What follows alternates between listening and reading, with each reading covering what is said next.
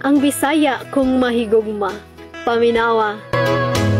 Pangandoy ka ning kinabuhi. Wow! Kay ning akong kasing-kasing, ikaw ang gipili. Wow!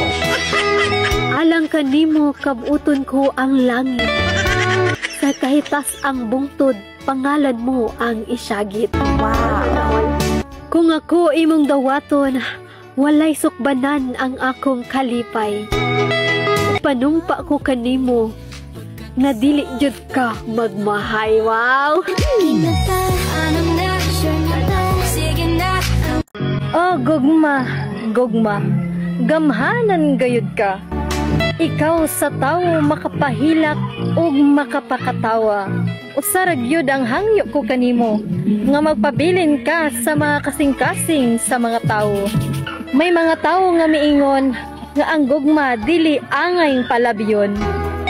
Bisan pa man og nabati kini sa una lang nga panagkita, dili kini pasabot nga ang gibati tiaw-tiaw na.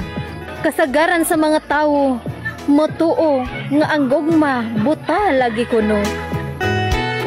Nga dili basihan kung unsa ang hulagway.